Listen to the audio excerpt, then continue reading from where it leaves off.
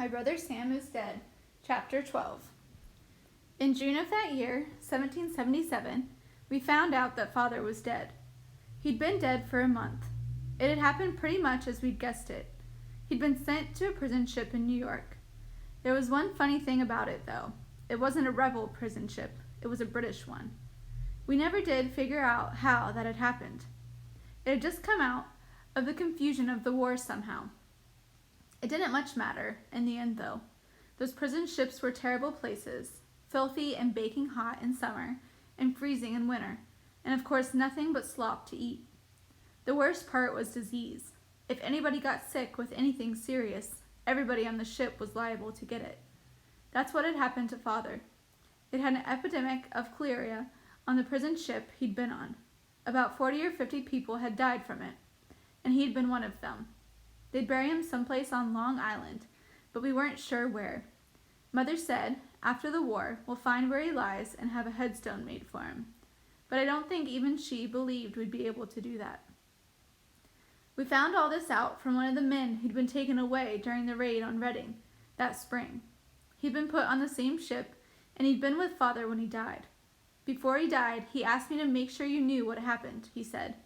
Tell them I love them and say that I forgive Sam. He's a brave boy, but he's headstrong. The last thing he said was, and now I go to enjoy the freedom war has brought me. But Father wasn't the only one who died.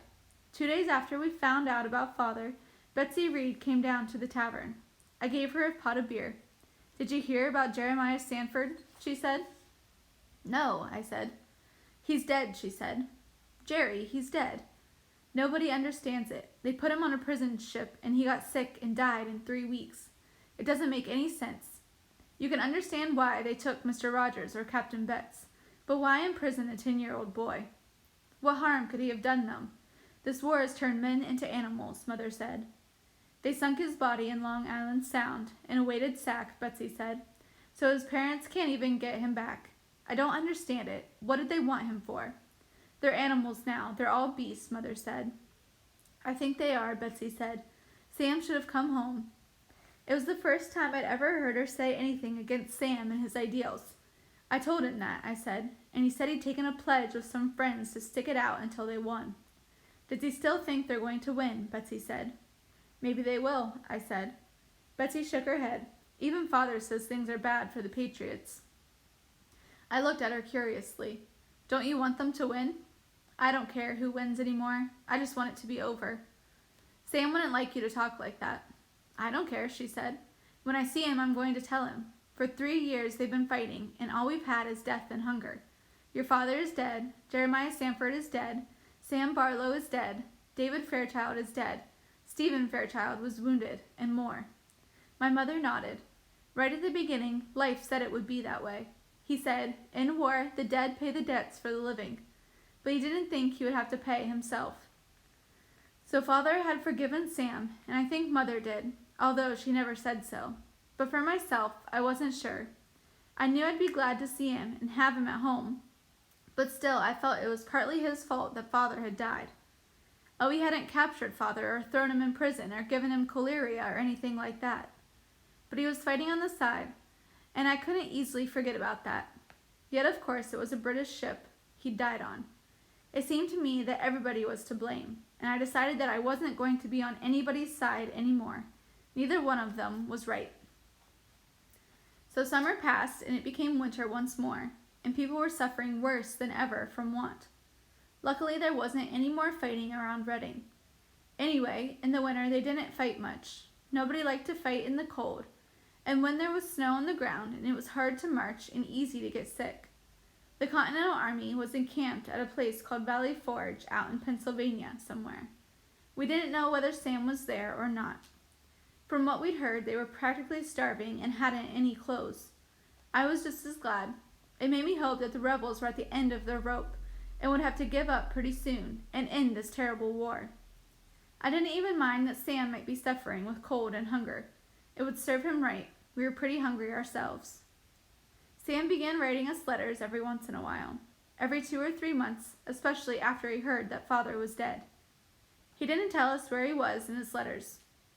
Mostly they'd be about places he'd been. Sometimes Betsy Reed would get a letter from him too, and she'd come down and tell us all about it. So time passed. The year 1777 ended, and 1778 began. Spring came, then summer and fall, and we harvested. Oh, how I hated the war. All of life was like running on a treadmill. I was 14. I should have been going to school all this while and learning something. Maybe by this time I would have begun to think about going to New Haven to study at Yale. Wasn't much interested in Latin or Greek, but in the last couple of years I'd learned a lot about buying and selling in the tavern business. And I wanted to study calculating and surveying and the agricultural sciences. I thought I might have a career in business. I might apprentice myself to a merchant in New Haven or New York or even London to learn the art of trade. Sam owed it to me to come home and help Mother run the tavern for a couple of years while I started to make my way in the world. But until the war ended, there was nothing for me to do but tread water. Prices kept on spiraling upward, merchandise grew shorter and shorter in supply, and everybody seemed to be in debt. You couldn't refuse a hungry widow who'd lost her husband in the war some cloth or molasses on credit. But then how could we pay for new merchandise ourselves? We couldn't get over to Verplank's Point that fall. The rebels were holding all of northern Worcester County, Peekskill, Verplank's compound, all of it. There was no way for us to get any cattle through. There wasn't much cattle around anyway. Bit by bit, people had been slaughtering their stock for food. However, Mother and I had been able to get a hold of 8 scrawny cows, mainly from people who owed us a lot of money. There wasn't much to them, but with food in such short supply, I figured we could get a pretty good price for them if we could get them to a British commissionary somewhere. Not that I cared which side we sold them to, but the British were the ones who had money, and they had the whole English Emperor behind them. The Continentals were paying off in commissionary scrip, which would be totally worthless if they lost. I'd heard that there was a British commissionary in White Plains, which is about 25 miles southwest across New York state line. I figured I might be able to drive the cattle down there through the woods. It would be very risky, but better than going hungry. And we needed some money to buy goods to keep the tavern and the store going. If the business died, we'd really be out of luck. Hunger is a pretty terrible thing. It's like going around all day with a nail in your shoe. You try to put it out of your mind, but you never really quite forget it. And when something reminds you of it, like reading about a big meal and a story or seeing a stick of bread, it really hurts. I mean, it just plain hurts. It makes you feel weak, and you get sick easily too. That winter, everybody had colds and went around sniffling most of the time. Some people got really sick, and then their families would have to scrape up extra food to feed them. Oh, I don't mean that people were dying from hunger. Nobody was actually starving to death, but most were hungry a lot of the time. All through November, I tried to find out about the British commissionary, whether it really existed or not, and where it actually was. But I couldn't find out anything I really trusted. It was all rumors. The commissionary was at White Plains. No, it wasn't at White Plains. It was at Horseneck. Yes, it was at White Plains, after all, but the rebels had it under siege, and so forth. I didn't want to go until I was sure. If I ran into rebels, I'd lose the cattle and probably be put in prison myself. It was only worth the risk if I were sure where the commissionary was. Otherwise, we might just as well eat the cattle ourselves. So that was the situation on December 3rd, 1778, when Sam came back to Reading. That morning, he walked into the tavern. He looked thin and tired. There were black circles under his eyes, and his uniform was torn in about 6 places. He'd lost his belt and was wearing a piece of rope around his waist, and his hat wasn't an army hat, but just an ordinary fur cap. But he was glad to be home and grinning. "Hello, everybody," he said. Mother was out in the kitchen, and I'd been stocking up the fire. "Sam," I shouted. "Mother, Sam's here." She burst into the tavern and began to hug him, and I hugged him too. And then we crouched down in front of the fire and ate a bowl of porridge with honey that Mother brought him. "This is the first time I've been warm for a week," he said. So we asked him all the natural questions, where he'd been and where he was going and so forth. "I'm going to be in Reading for a while," he said. "General Putnam is bringing a couple of regiments here for winter encampment. We're going up to Lonetown and hole up in the spring." "What's the idea of that?" The rumor is that we're supposed to be situated to move either west to the Hudson or south to Long Island Sound in case of a British attack either place. Some say we're mainly here to watch over the maintenance of Middletown. I don't know, those are rumors, but we're building huts, so I guess we'll be here for a while. How did you get off? I've had a bit of luck. Colonial Parsons, Samuel Holden Parsons, that is, has moved into the Betts house. An adjutant came around and asked if any of us were from the area, and I said I was. And Colonial Parsons brought me into town this morning to show him around, Sam grinned. To the ladies, mostly. I told him there weren't any ladies in Reading except my mother and my girl. He said they would do, so Mother, you'd better put on your best dress. Mother smiled, but I don't think she thought it was very funny. You're so thin, Sam, she said. Are the troops all starving? Everybody in the country is hungry, he said. It's going to be worse this winter, too. Have you got any cattle, Tim? I was proud that he had asked me instead of Mother. 8, I said. They're not much to look at. Butcher them and hide the meat, or sell it. You can get a good price from the hides and the troops. Sell what you can. I promise you the stock will be stolen. Mother frowned. You mean your troops are stealing from your own people? A starving man will steal food from babies, he shook his head. There's a lot you don't understand. All of us have seen good friends killed. I had a friend bayoneted, and it took him 6 hours to die, screaming all the while. All we could do was hold his hand and wait. I saw the captain I loved blown in half by a cannonball. He was the best officer we ever had. He worried about his men, he put them first. He never ate before we were fed, and I've seen him go without to give his portion to a sick man. The redcoats blew him in half, right into 2 pieces, with his guts dangling out both parts. He shivered. After a few things like that, you don't give a damn for anybody but your friends anymore. You kill redcoats the way you butcher pigs. The troops know that Reading is Tory town. As far as they're concerned, taking cattle from Tories is getting revenge. Sure, lots of them would steal from anybody, whether they're Tories or patriots or anything else. Some are unscrupulous when they're hungry, and some are unscrupulous by nature, and they'll take whatever they think they can get away with.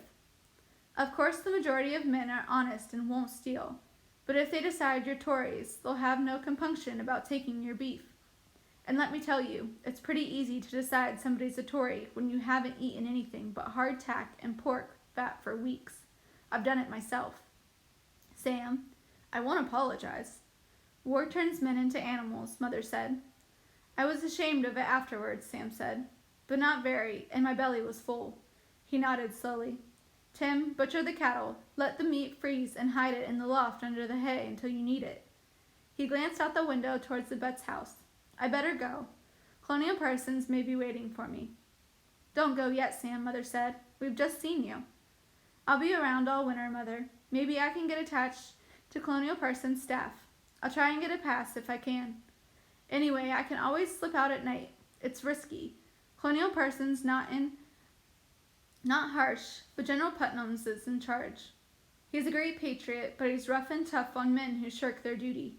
100 lashes for desertion, and if there's too much of it, I know he'll hang some people as an example. That's the kind of man he is. But I'll be back to visit again one way or another. He left. We walked down to the yard with him, and he crossed over to the Betts' house and went in. He's so thin, Mother said. I worry that I'll get sick. I couldn't bear to lose another Tim. All at once she began to sob. It only lasted 10 seconds. Then she turned and went into the house. And when I went in a minute later, she was calmly scrubbing some beets. After December 3rd, we began to get used to the sight of soldiers constantly around town. There were always messengers going by, and trains of supply wagons crunching over the snow, and sometimes a group of soldiers on work parties would appear at the tavern for beer. Having the troops around was good for business. Some of the officers lodged in houses around about. Often in the evening they came up by the tavern to play cards and drink or smoke. Business was good, or rather it would have been good if we had anything to sell, and people had anything to pay for it with, besides commissionary scrip. The biggest demand was for liquor.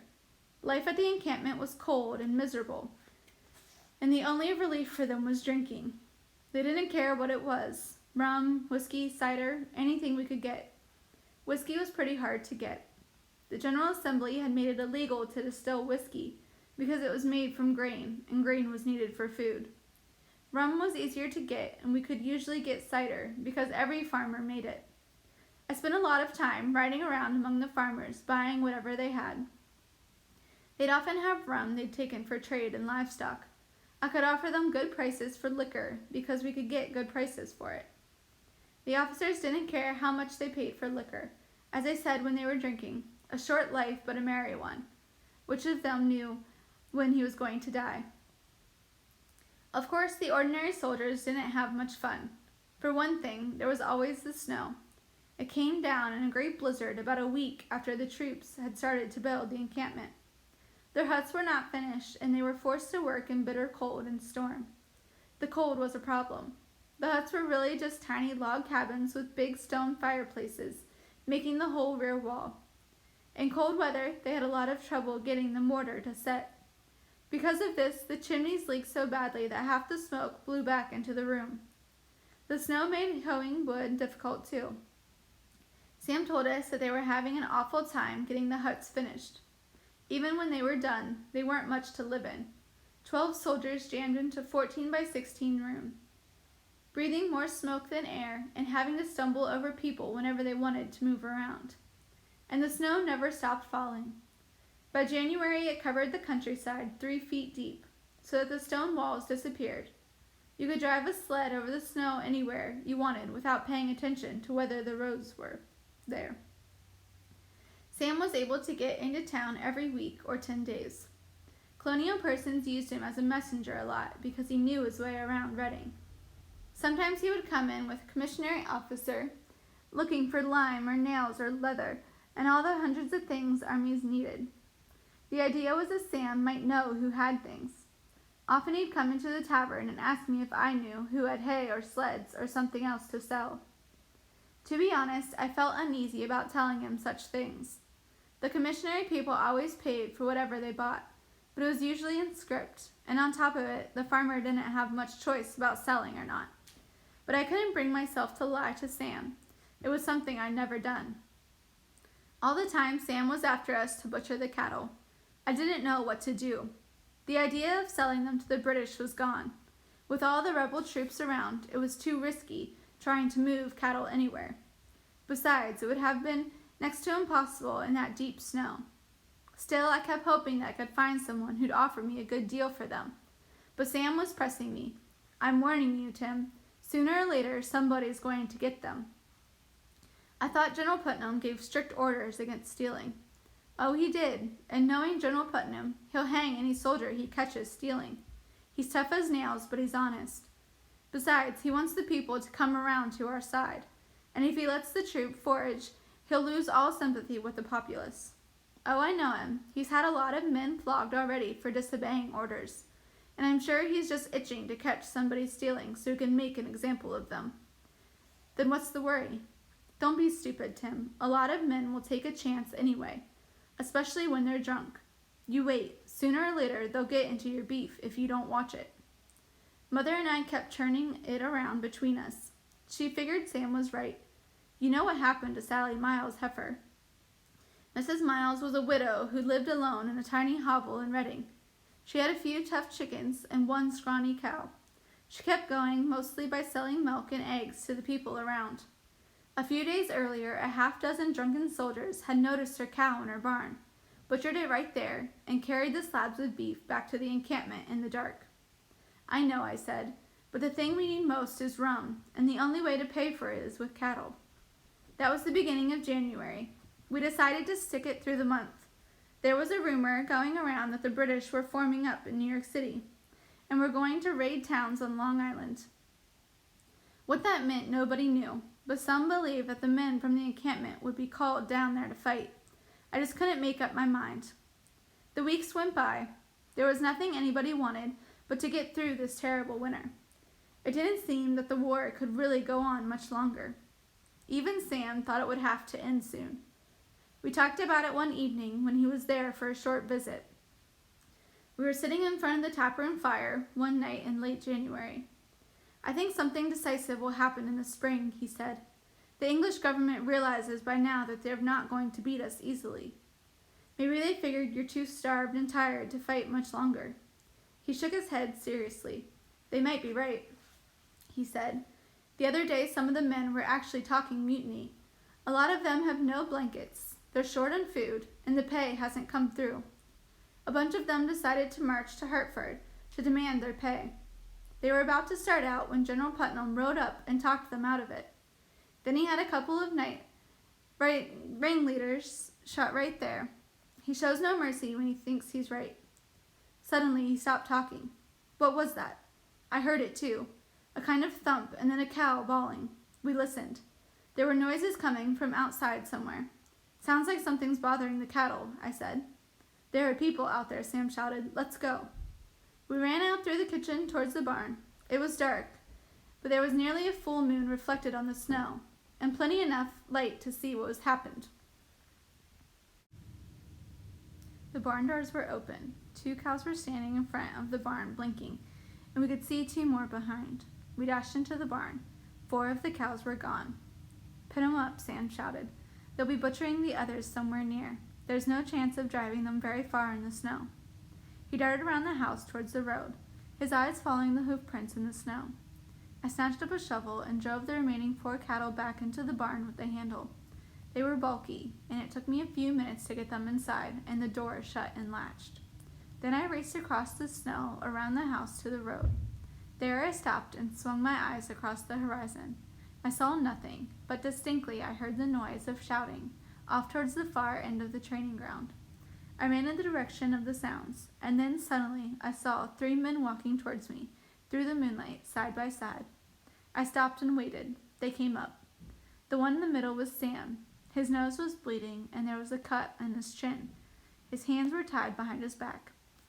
I stood in the open white snow field, surrounded by shadowy trees. "Sam," I shouted. "Timmy, get Colonial Parsons," he cried. "They're taking me in as a cattle thief." I went cold. Then I turned and ran.